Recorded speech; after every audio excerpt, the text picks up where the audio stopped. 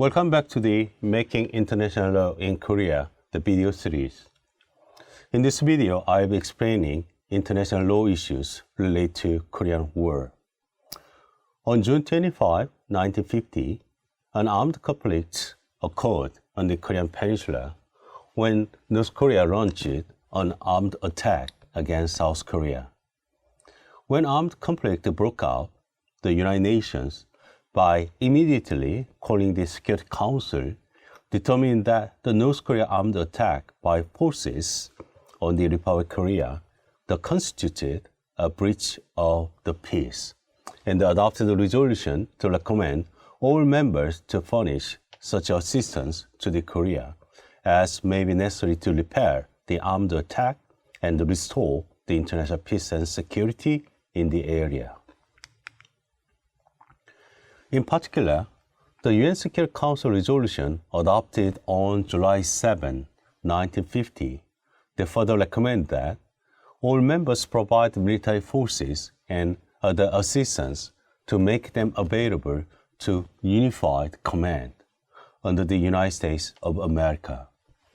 In accordance with this resolution, the 16 member states dispatched assistance armed forces and 5 member states sent the medical support unit.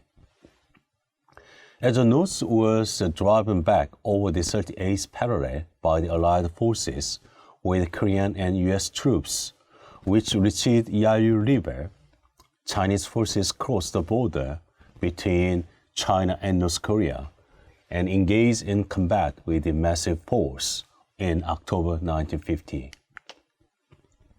This armed conflict addressed various legal issues under international law. One of the important and fundamental legal issues under international law is related to the legal character of armed conflict. This armed conflict is often called the Korean War.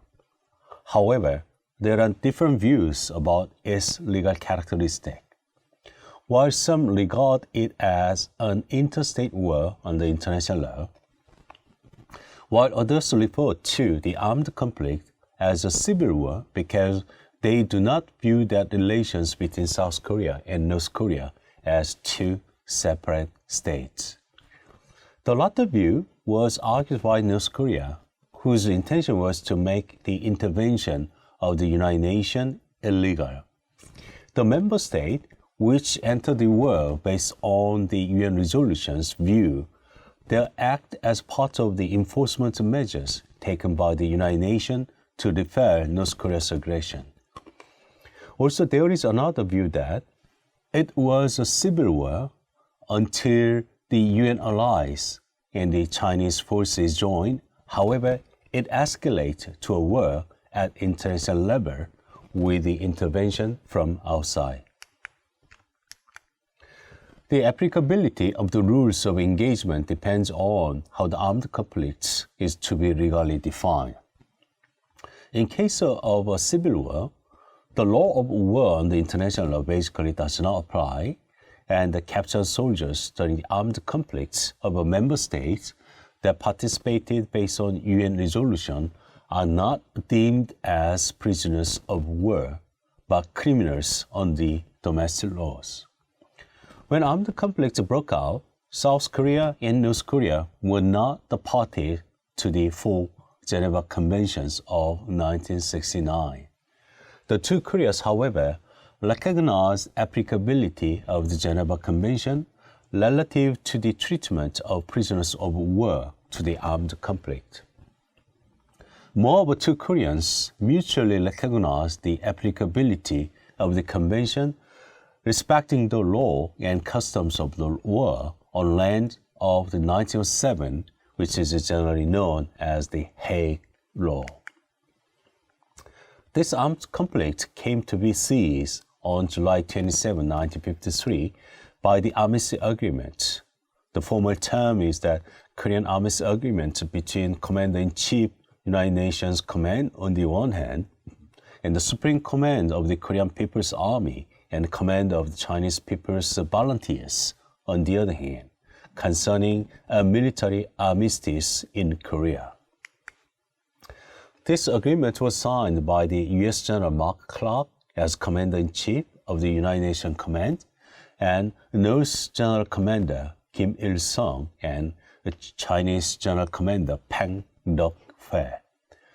This agreement was drawn up equally in English, Korean, and Chinese, all as authentic text. The title of this agreement in Korean is Truce Agreement, whereas the title in English is Armistice Agreement.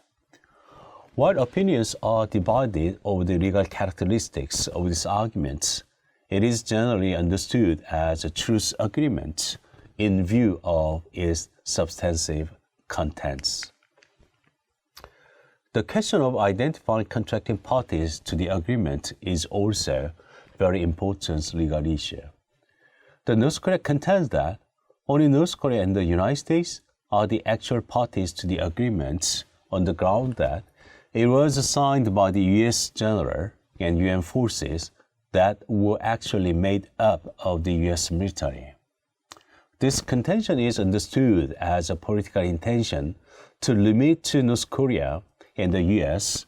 the concerned parties in the course of converting armistice agreement to peace agreement.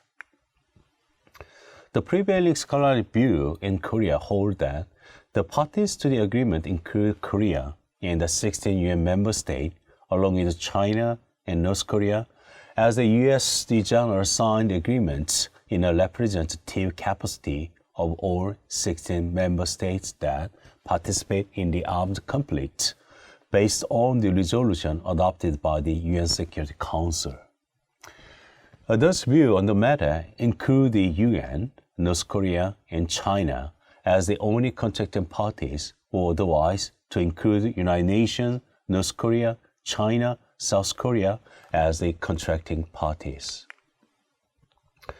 The so-called the Korean War still poses many other legal issues, such as its effect that the status as a traditional neutral states, legal meaning of a long-standing ceasefire, that is, whether the war, if we call that it was a war, was terminated without the conventional peace treaty, or whether the peace treaty is needed to terminate war, and reparation of prisoners of war, and responsibility under international humanitarian law on civilian massacre committed during armed conflict, excavation and transfer of remains of the war dead. These matters are directly influenced by the process and the form of the unification. The solutions on various legal issues under international law will depend on answers to questions of whether unification would bring armed conflict or it would be carried out by a peaceful means, or whether in case of peaceful unification, two Koreas would agree upon unification on an equal footing or one side will observe the other.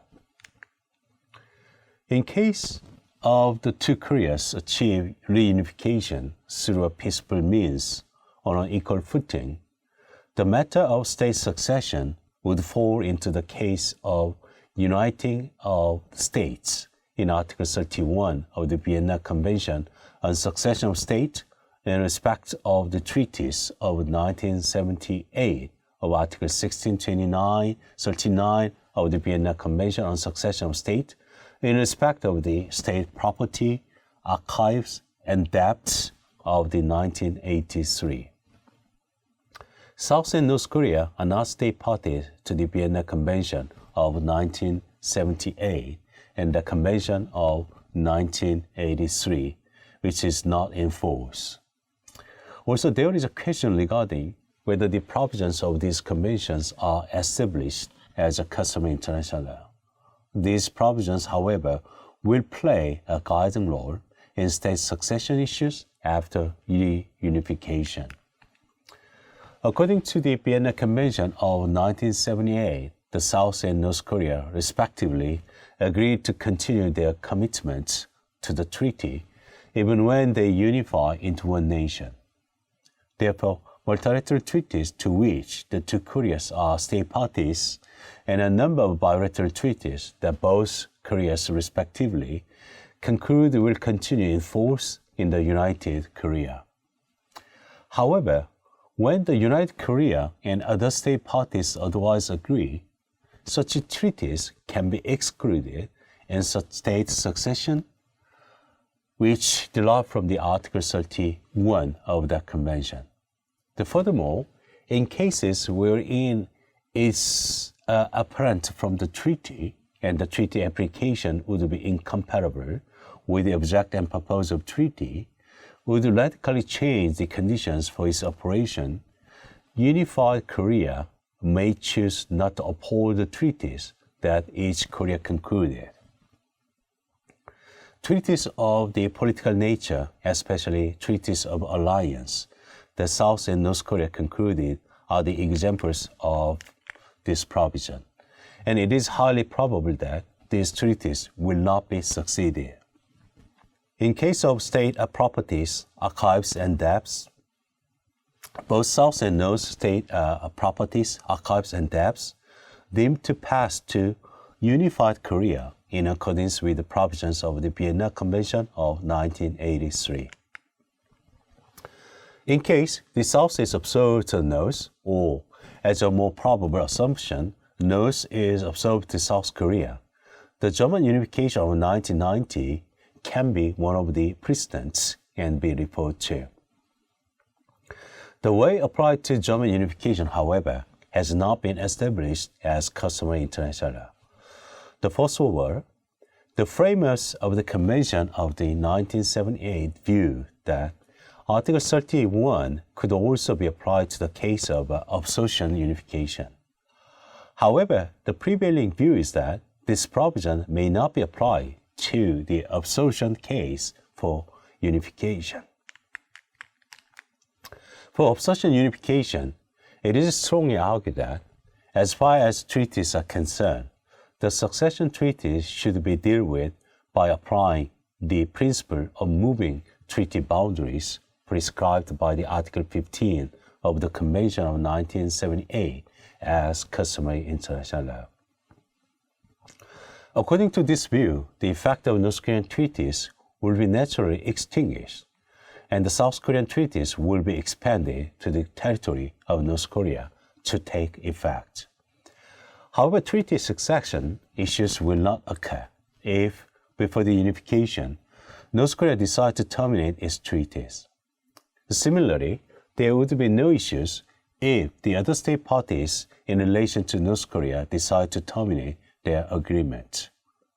It is also possible for the United Korea to discuss treaty succession issue, even state parties that conclude treaties with North Korea, and whether those treaties shall be succeed or terminated.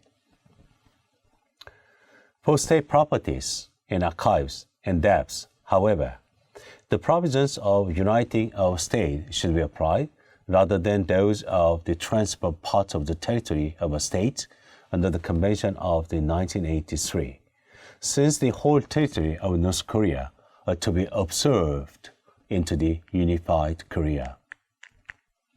Concerning the boundary agreement, the South Korea expressed its concerns regarding the North Korean boundary treaties with China and Russia, and is contending that after unification, the United Korea should discuss the boundary issues of the Baekdusan, which is Mountain Baekdu, with China.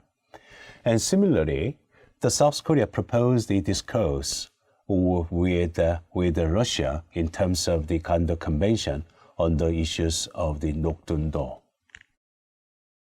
According to Article 11 of the Convention of the 1978, however, it should be viewed in the way that unified Korea cannot regard a treaty that North Korea has already concluded. Likewise, unified Korea has a succession abrogation of territorial treaties that North Korea made with China and Russia regarding the use of Yalu River and the Tuman River, which in Korean term Amnokgang and Tumangang, so that the United Korea cannot disregard the treaties that North Korea has already concluded, which was a key issues when North and South Korea united in the future. In a case two Koreas are united through peaceful means on an equal footing, the United Korea is theoretically a new state. As such, it is deemed to be a new entity when joining international organizations. However, considering the practice of the United Nations that the membership continue in such a case without new membership in the organization, it is highly probable that your membership of the United Korea will be recognized in the same way as before.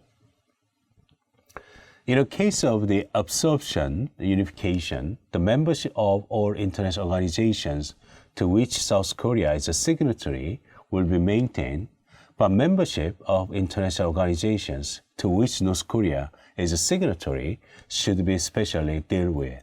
For example, North Korea can leave the organization for its membership. South Korea may succeed in North Korean membership status through consultation with the international organizations and such. Since South Korea, they mostly join the international organization in which North Korea has a membership, this issue is not considered as a great concern.